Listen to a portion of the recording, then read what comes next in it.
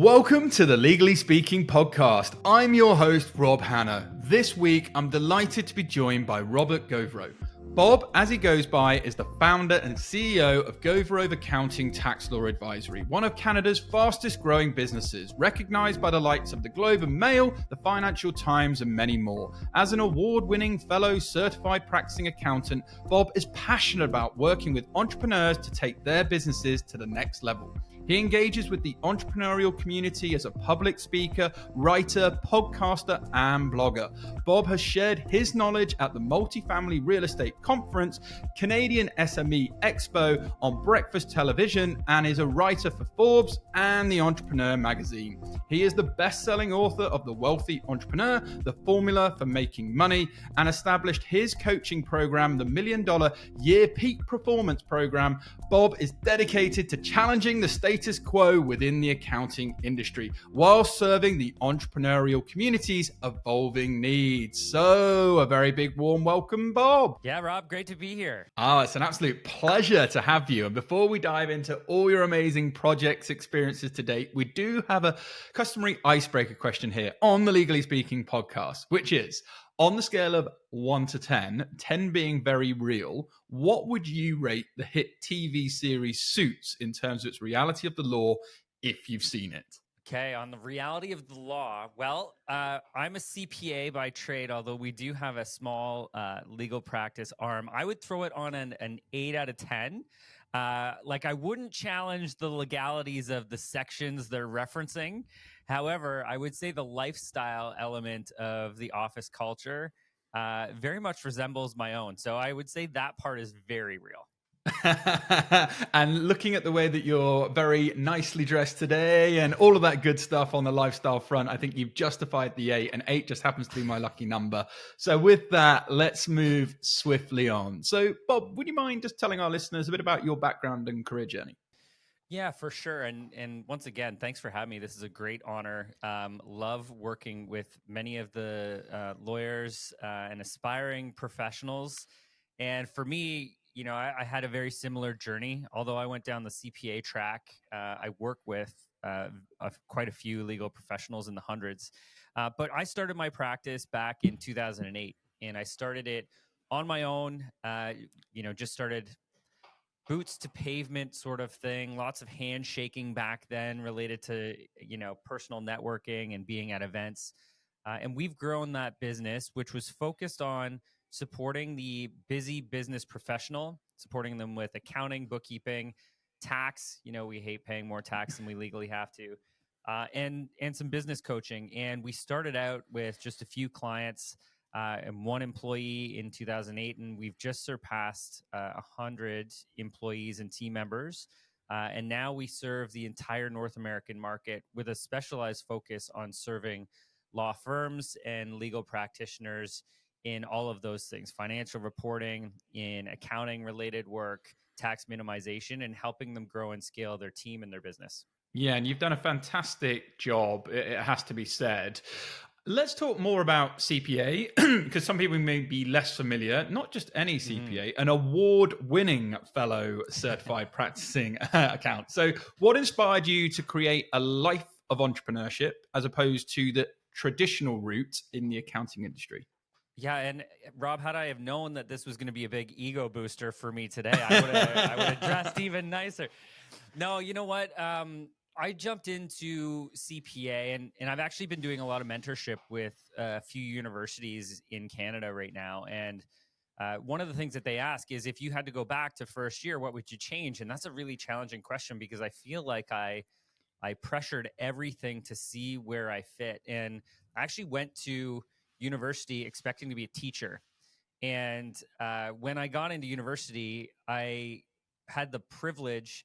There was one particular faculty member, his name was Ray Dart. He was a PhD in strategy and entrepreneurship. And I got into his class, and I was sharing this with the university students the other day. I said, what is this dopamine rush that is flowing into my brain right now that is just unbelievable? And, the excitement and the passion that I had around building something that could impact thousands, if not millions, or the entire world, that became really exciting to me.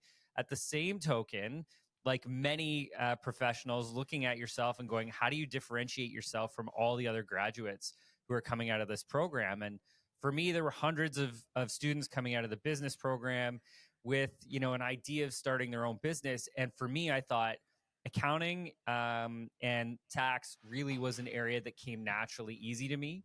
And Yeah. so I looked at the two of those and said, okay, I love entrepreneurship. I've got a really great professional background. And it's kind of an industry that's stale, boring, with people doing the same sort of practices they've always done. Maybe we could liven it up, bring some energy and some passion, and maybe try and transform the industry. So that's how kind of everything came together. And it was interesting, when I was working in a large global firm when I was doing my articling for my professional designation for accounting.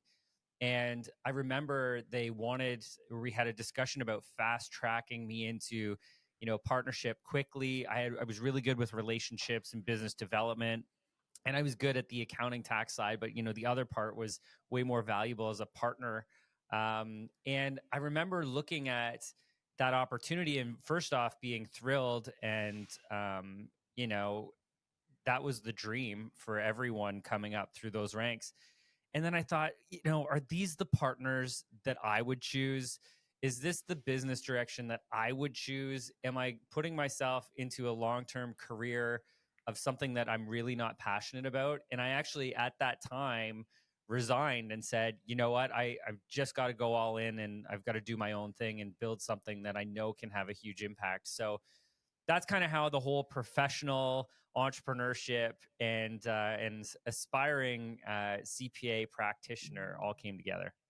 Yeah, and thank you for going over that, and use some words that really resonate with me and also our sponsor Clio. You talked about sort of transforming and mixing things up. Clio have a mission which we support of transforming the legal experience for all, and you talk about impact, and it's these industries they need people like you to come along, inject energy, new lines of thinking, innovate, improve, generate efficiencies, and just make lives a lot easier for people. So it takes people like you to sort of it's not a walk in the park, but to do this. And I guess you need a really strong mission attached to that. And that leads to my next question, Bob.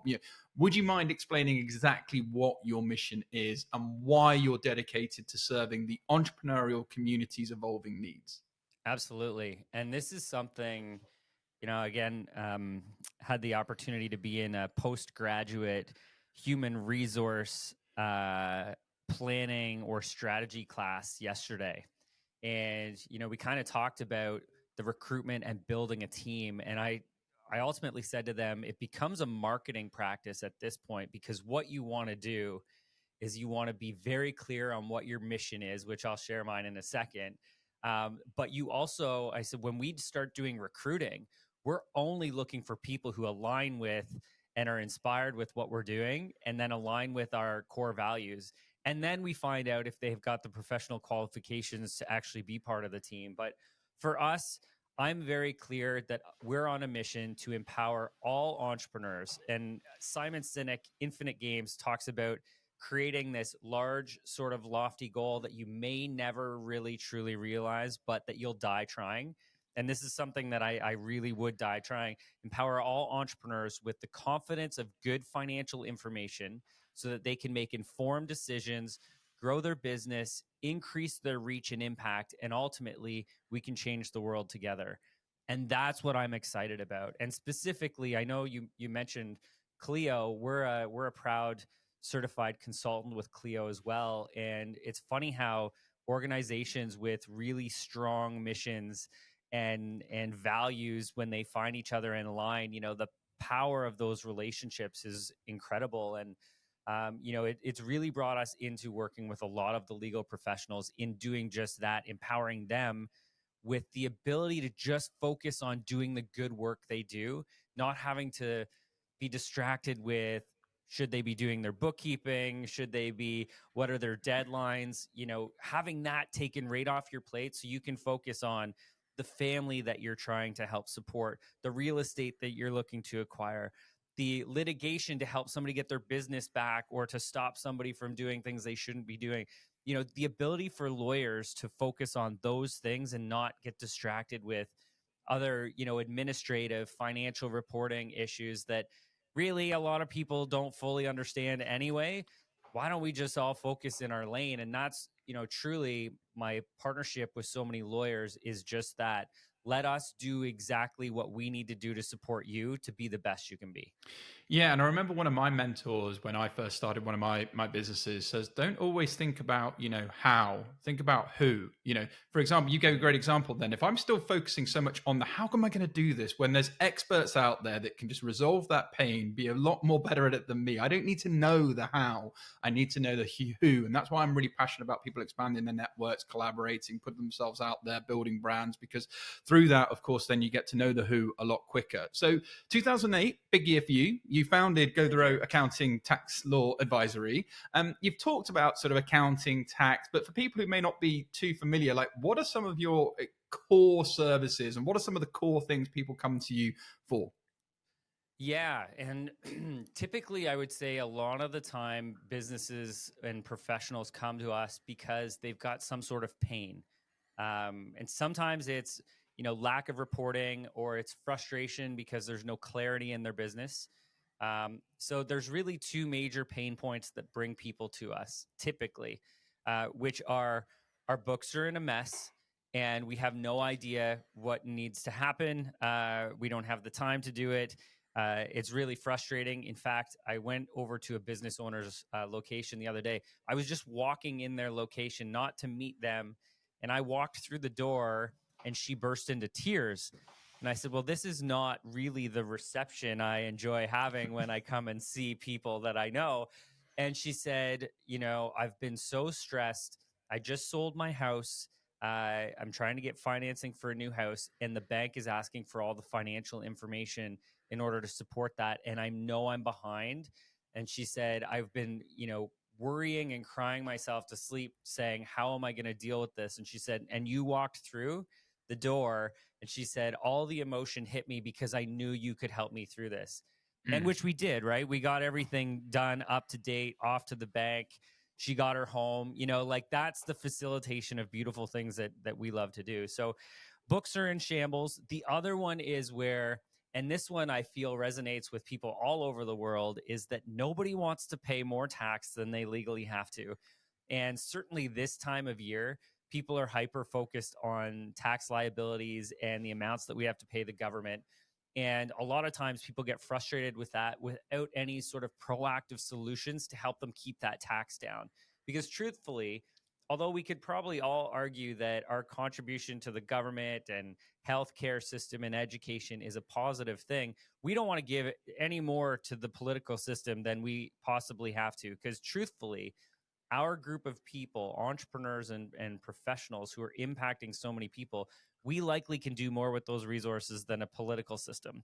So what we want to do is help people minimize that tax, give them strategies so that that money can go back in their pocket, not to the government, and help support them impacting more people. So those are really the two sort of come in the door. We'll help you with your taxes. We'll give you a plan. We'll get your books up to date.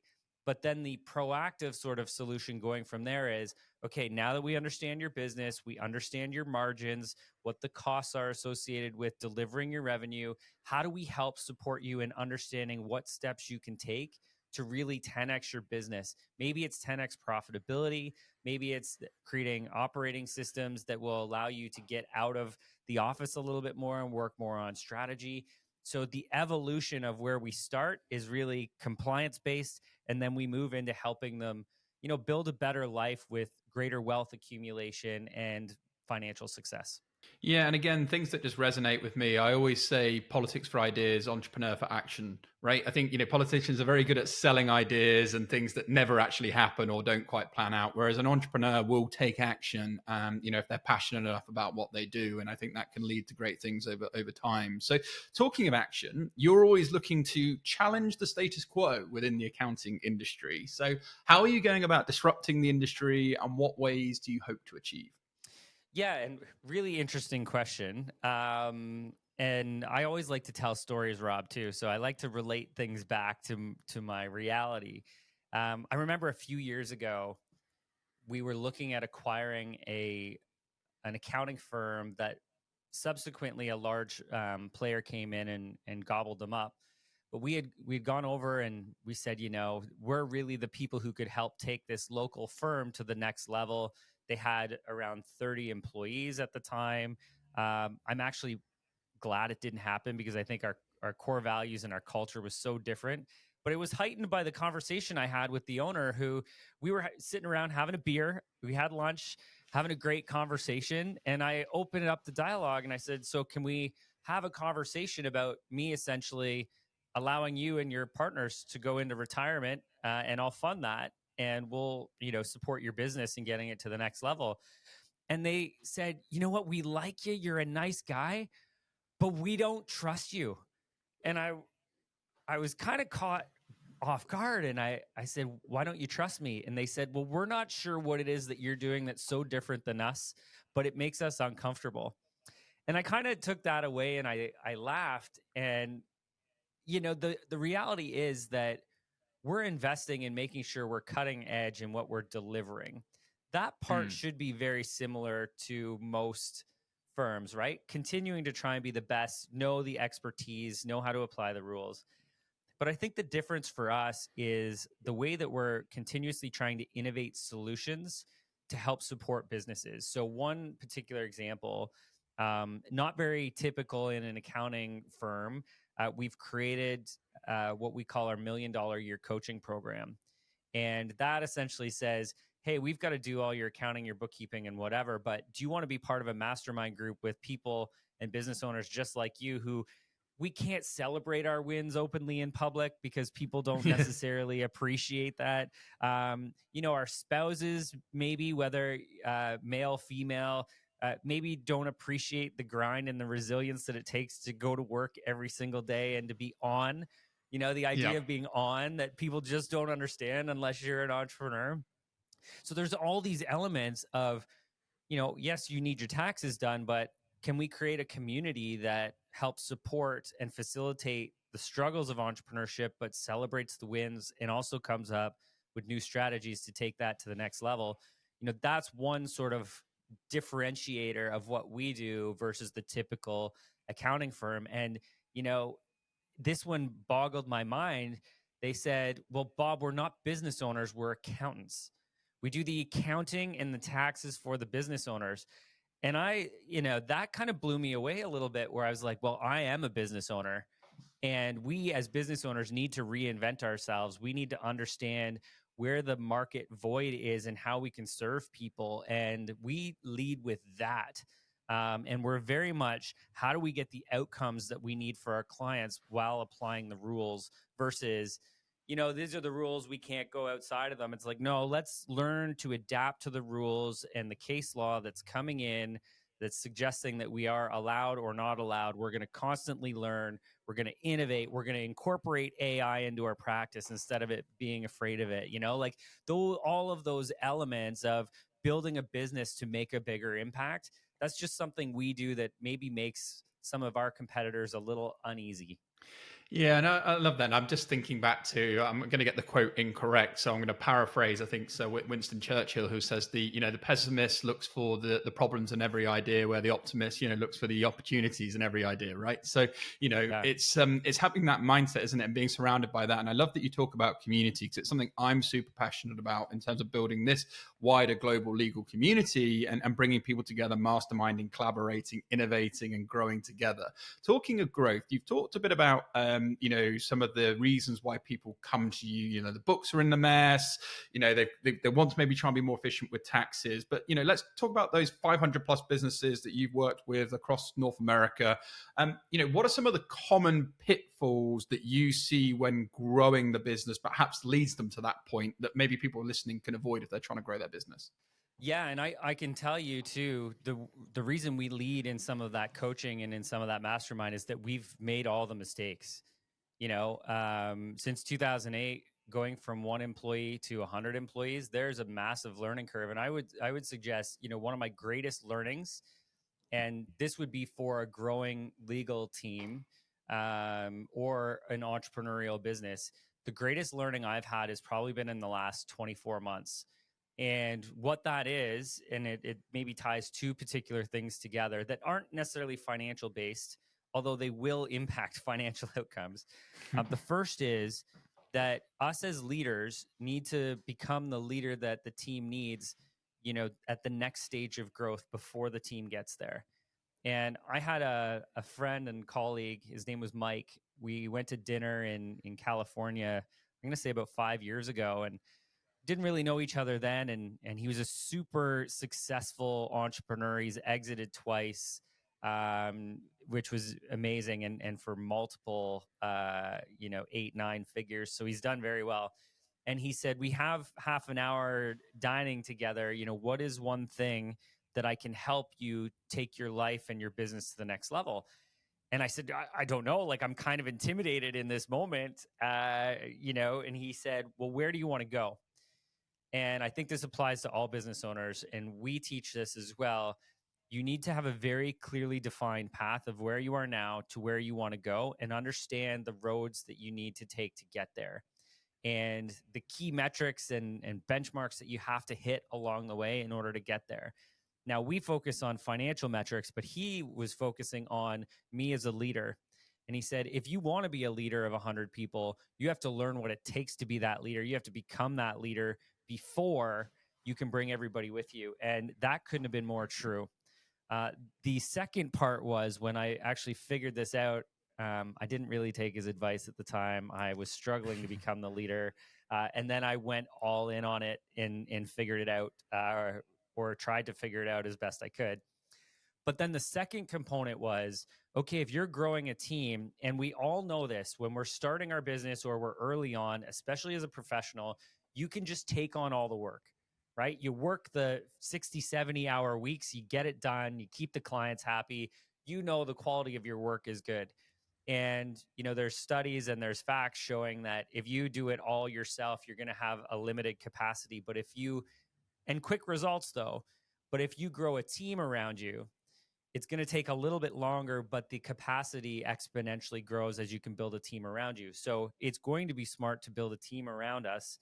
However, building a team and finding the right people isn't the be all and end all. There's an extra step, and that's around accountability and follow up and meeting cadence. And I learned this the hard way in 2023, where I thought all of my team, which was maybe around 80 people in 2023, they all know what they need to do. We know what we're trying to accomplish. And, we'd go through a quarter and we wouldn't hit our targets. And we got to the end of the year. And I was like, holy hell, Rob, I don't know what just happened, but financially that's not good. And, if the wind blows out of the west instead of the east, we could be in a little bit of financial trouble here. Now, I'm a financial expert, so I can get a little bit closer to the line than most people, or that I would ever recommend. But what I really learned from that is, if we are going to grow a team, a few things need to happen. One, their roles and their performance needs to be very clearly outlined, and their outputs of what they need to accomplish need to be well defined, to the point where every single role in our organization now is clearly defined, the outcomes are defined, and there's an example of what high performance and medium performance and low performance looks like in every single one of those roles. So when you hire the potential high performer and we lead them into the opportunity to be successful, we show them the example of it, and they aspire to that and they achieve their goals because they don't want to run short. And I got to tell you, when you get that aligned across an organization with, Monday meetings that everybody gets together and we go over the outcomes and the results, where are we short? Where are we succeeding? What resources do we need? Where do people need support? We do that every Monday across every leader in the organization meets with their team. Are we on track? Are we on track? All the way up to, we have an executive committee that goes over all departments, and we're looking at the outcomes and we're saying, where are we falling short? Where are the expectations maybe too high? How do we revisit this? What resources do we need? And then throughout the week, the check-in with the team to say, how are you doing? Every individual gets a check-in. How are you doing? Are you making progress towards your weekly goals? How can we support you? And that turns into a high-performance machine. And we didn't have that accountability last year. We have it this year. and our financial outcomes and the performance of our business is double what it was last year. And, if that was the one sort of takeaway that I could give to practitioners who want to grow a team and grow a practice that doesn't drive them crazy, that's exactly what they need to do. Yeah, and what great example and success story. And a lot of that, is not overwhelming, is it? It's structure, it's communication, it's process. It's getting things in the right order to ensure that you can flourish. And I think that can also lead to not having burnout, mental health, stress, all of these things. It's worth investing the time, because you see so many entrepreneurs that are just so busy. And actually, they don't know quite what their North Star is. They don't quite know how their hiring strategy should be. They don't quite do all those little things. And I always say it's the little touches that are the big touches, right? Like if you do these little things and you implement them, they can have huge impact. So I loved everything about that story. And thank you for sharing it, and congratulations. Time for a short break from the show. Are you trapped in a relationship with the wrong legal software provider? It's time to break free and switch to Clio. For a limited time, when you switch to Clio, you can get up to 6 months off a Clio subscription, a free data migration scoping call, and a £100 gift card for attending a demo. Clio is your cost-effective and flexible solution. Choose a plan that fits your needs and budget with no long-term commitments. Pricing starts from just £49 per user per month. Worried about the migration process? Don't be. Clio handles the migration of your existing data and ensures a smooth transition with zero downtime. Join the thousands of solicitors who trust Clio. Switch to Clio now and save. Visit clio.com/UK/break free to learn more. This is a limited time offer. Terms and conditions apply. Now back to the show. Since the pandemic then, how have you seen advice, or shall I say demand, for financial advice evolve? Do you believe the pandemic has forced business owners to adapt, to innovate, and be unconventional approach to problem solving? Yeah, again, a wonderful question. One of the things I would say that the pandemic created in everybody was an ease of communication that maybe wasn't there before. So from my perspective, pre-COVID, a lot of our operation and a typical professional practice was very close proximity to where they were located, and that's typically because the professional experience was more one of, hey, I'm going to go down and we're going to have a meeting in your boardroom. And one of the, I think, positive outcomes of the whole pandemic experience is realizing that the expert that you need may not be the one down the street, and your ability to get access to them, even if they're across the country or across the world, changes that. So you can get access to advice that maybe you wouldn't have otherwise. The guy who you go meet for coffee who didn't have any experience in the legal practitioner, but would file taxes for the farms in the area and just happen to be doing yours as well.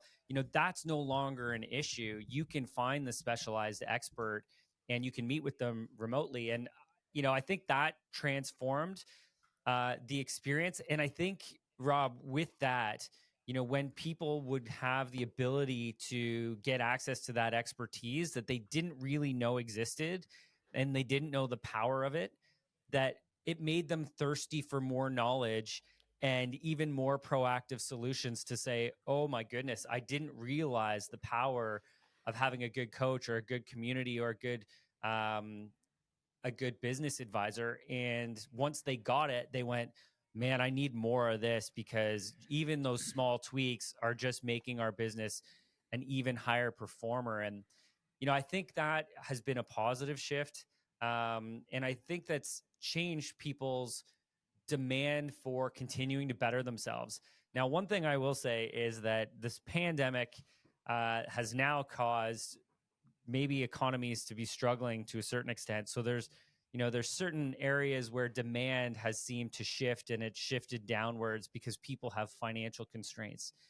And what I would say is right now, people are more concerned about it because of how the media portrays the economy. And I can tell you, we've got 1,000+ clients, around 1,400 clients across North America. They're thriving. Yeah. and they're thriving because they know where to get the resources. They're paying attention to getting ahead of the market. And truthfully, Rob, I would say right now is probably one of those opportunities for any entrepreneur, small business owner to jump ahead and capture market share that they wouldn't have otherwise had, because a lot of people who maybe don't have those advisors, don't have that community that they can surround themselves with, they're scared and they're pulling back, and maybe even forced into some retirement with some of the demographics of the older generation, where that group that wants to go out and build their business, like that opportunity is maybe one of the greatest that we'll ever have in our lifetime. And so I think that, there's an element of people who are really thirsty for that growth and that development. And I think, the pandemic indirectly created economic circumstances to allow for that to happen. And it's a very exciting time. So shifting the doom and gloom of, a tough economy into those people who really want to go after it, now is like a fantastic time to do that. Yeah, and I'm all for, go after it. There's opportunities everywhere you look. I talked about the red car theory recently, in terms of, just very simplification of it. You drive around, you're not really conscious of how many red cars. If someone tells you count the amount of red cars that you're going to see when you're driving around, you're alive to it, right? And that's how you have to be with every opportunity. You have to be alive to opportunities because they could just be around you wherever you look. Talking about sort of being alive, you are also a best-selling author of The Wealthy Entrepreneur, the formula for making money. So can you briefly tell us what some of the key principles are that you explore, and what do you hope for readers to learn from your book? Right. And thank you for that recognition as well. As a CPA, someone who's trying to transform the industry, you look at different ways that you can have a huge impact with people. And believe me, if you had have asked me when I was in my early 20s if I would ever write a book, I would have Yeah. said, hell no. Uh, and if you Yeah. asked me if I'd write another one, I'd say hell no, but I probably will. But the reason is that, that sort of resource I can get in the hands of people all around the world for free. And I'm hopefully we can include here, Rob, a free download for the book as well, so anybody who wants to check it out can get it for free. That's the intention for me.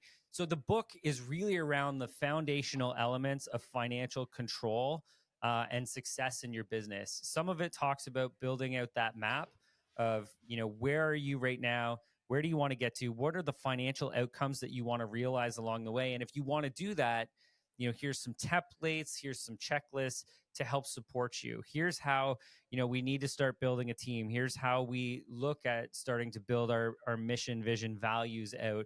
It's really an entrepreneurial foundational book to say, if you do all of these elements, it's a really great start. And then we can take it to the next level. And maybe that's what the next book is, Rob, is related to the next level. But it really is a foundational piece to say, finances stress everybody out. Let's get our finances in control. Let's start building systems. Let's start building out our team.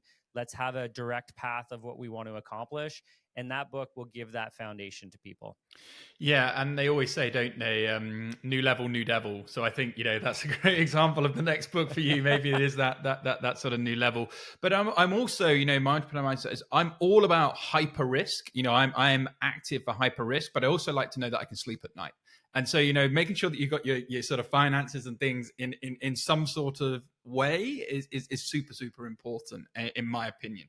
Let's talk about your virtual summit, Bob, because you have the Ascent Summit. Can you share a bit about what your summit's all about and how people can learn a bit more?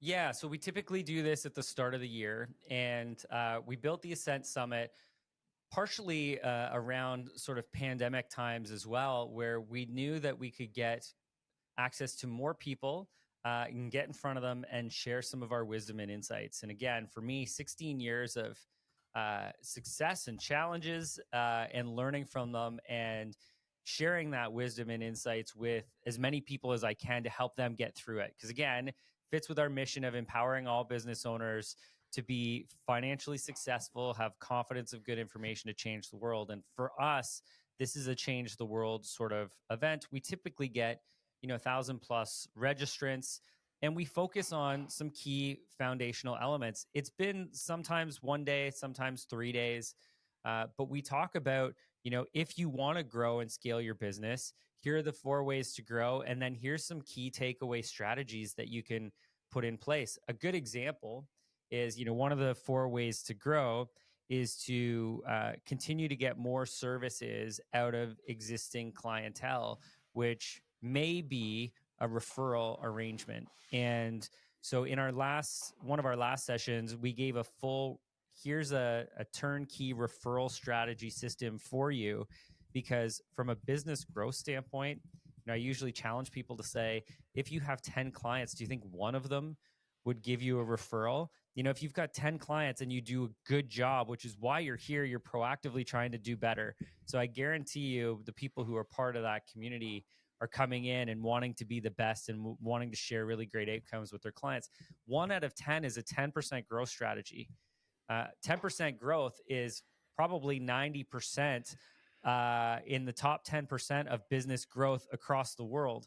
So that is just implementing a tiny little referral strategy. And then we talk about things like pricing strategy, the impact of pricing strategy in growing your business. Would everybody be able to introduce a 5% price increase? Well, now you're 15% growth. And, so we talk about different elements and foundational elements that we can build out in a business and start to build out, the full year. So when we do it in January, we help business owners build out their goals, aspirations, and start to build out that map of key implementable ideas they can put into their business to supercharge it to achieve those goals during the year. So typically it's been online. We're probably going to continue to have it online regardless. I would love to have an in-person element of it. I've got a few things in the works, hopefully for 2025, but our $1 Million Year program does give people access to that. Any of those summits that we've had in the past online, and you can get access to those today. So if people didn't want to wait till 2025, but really wanted all those key foundational principles, $1millionyear.ca is where that program is. And inside there, we had one really interesting guest, which was Gary Vaynerchuk, a few years ago, and had a really interesting conversation with Gary. And, he can be a challenging guest, Rob, hopefully way more challenging than I am. And he was in his living room on his laptop while I was interviewing him. He actually got up because he had a delivery guy go to the door, and I was like, "Wow, this is great. Thanks, Gary." But I did challenge him, and I said, "Can you tell me the importance of having a good financial quarterback in your life and in your business?" And he said, "I know what you're doing. You're essentially the financial quarterback for a lot of people." And he goes, I was backstage watching you for about an hour before I came on as a guest, and I started to sweat at this point. And I'm like, "Oh no, what's he going to say?" And he came back and he said, "Let me just say that the financial backer for me is the oxygen to my entrepreneurial bloodline." I was like, "That's a good quote, Gary. I like that." And he said, what I mean though, is he said, "I don't want a bean counter in a corner who's going to tell me all the reasons why I shouldn't do it." He said, "I need somebody in my corner who is financially adept and can come in and say, this is how you make that vision a reality." And my mind was essentially blown at that point, because I was like, that's exactly what our position is. We want to help people like you, Rob, and other entrepreneurs say, what is it that you need to do right now to tweak your financial outcomes so that you can really explode the impact you have? And that's one of the things that the Ascent Summit does for people every single year, is just that tweak to say, how do we make things better? How do we help more people? And how do we as a community make a bigger impact in the world? Yeah, and again, great examples. Back to the little touches for big impact. And yeah, I'm a big Gary fan. I did a LinkedIn audio with him when he first came on. He did like 15 minutes, and that was his time on LinkedIn audio as part of that. And my friend Mitch Jackson, who's also been on the show, sort of top trial lawyer, he's done a lot of collaborations with Gary, and his son now works at VaynerMedia, actually, which is super cool. Wow, and you give some amazing.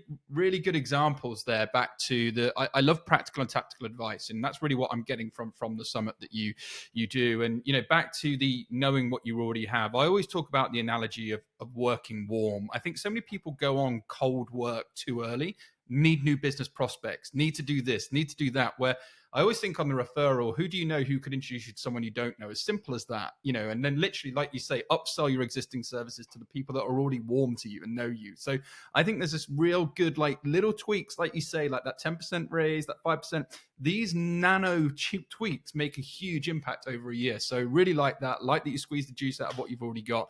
Wonderful. Okay, let's go to Forbes now, because you are an author for Forbes and Forbes Coaches Council. You've appeared on breakfast television, lots of places, Fox 5 Morning, Good Morning Texas, I believe, or I'm going to be in Texas later this year, can't wait. How have you built your personal brand, not just in person, but also on social media? Yeah, and great question. And I think I have a long way to go to continue to master the personal brand element of it. And, that's actually an area of focus for me right now. And the reason personal brand, I think, is so important is that it allows people, or it gives people the opportunity to see your visibility. And when you're trying to make an impact on the biggest portion of the world that you can, your personal brand is important in fulfilling that mission. And for me, we've worked with some PR firms in the past to get access to contributing writer for Forbes and Entrepreneur, right? I don't do it as often as I should, but contributing articles to those major magazines gives us access to millions of readers, which is incredible.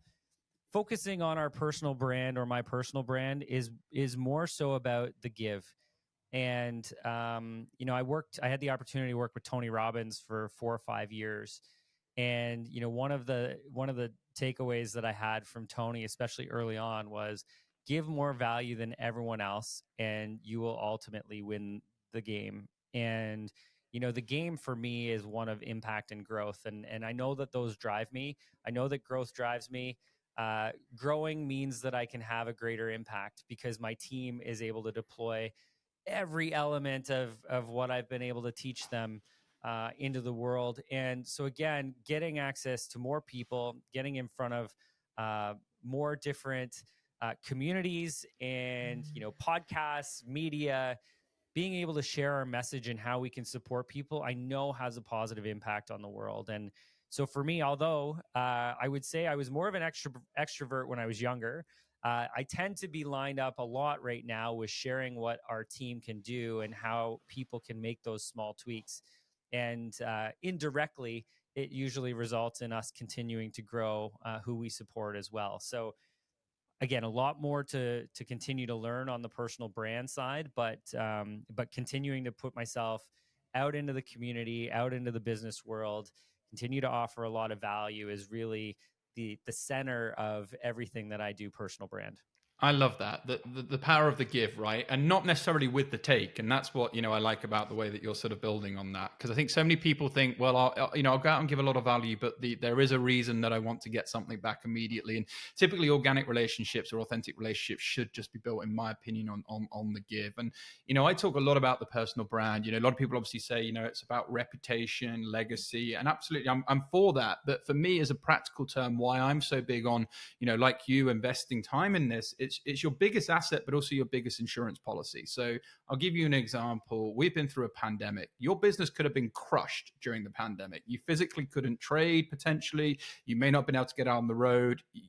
That business potentially could go under, but your personal brand doesn't. Your contacts, your relationships, your network. So there's so much that comes off the back of it. So it's your biggest insurance policy potentially in a tough market, and your biggest asset in a boom market, particularly when there's more opportunities around you. There's going to be bigger, better speaking opportunities, better clients, better rates, all of that good stuff. So I think it's fundamentally important. I think you need to be visible. I talk about this very openly on the show. I don't believe word of mouth is strong enough to survive as a business anymore. There's too much competition rising to the top with AI and everything else that people just want it done as efficiently and as effectively as possible. And you need to be where they're at. And that's particularly on social, and you do a great job. So quick couple of questions before we finish up, Bob, because it's been a fascinating discussion. How do you balance it all? How do you balance the role of being a business leader, an author, speaker, coach, whilst being very committed to your mission? Yeah, not well. How's that, right? Yeah. A very honest answer. Yeah, well, and you know what? It's constantly evolving. I'll say that. Yeah. Early on in 2008, and again, I know so many people can resonate with this. In 2008, when it was me and one other employee, a lot depended on what I was able to get completed. And back then, there were many 80-hour, I dare say 100 plus hour weeks. And I know that's real, unfortunately. And I felt like I was young at the time and I was able to take that on. But, you know, I'm 41 now. I'm still young. But what I would say is, you know, there's a financial, a health toll that sort of work takes on you. And clearly I knew that wasn't a long-term strategy. And what I would say for my balance now, especially once you start growing a team, if I go back to, I was able to make a really big impact by pushing things across the line and getting projects completed myself. Now, if I do that, I'm not making a dent in anything because I've got 100 powerful people that are doing work 24/7. If I jump in to try and help out, I just get in the way at this point. But for me, for balance, we've created this across our organization as well. Nobody works weekends. Everybody needs a shut off. And in the North American climate, especially in the professional services side of things, that's not typical. Especially when you get into busy season, people have expectations that it's an around the clock. People need to shut off. They need to recharge. I need to. If I need to, why would I expect my team to not?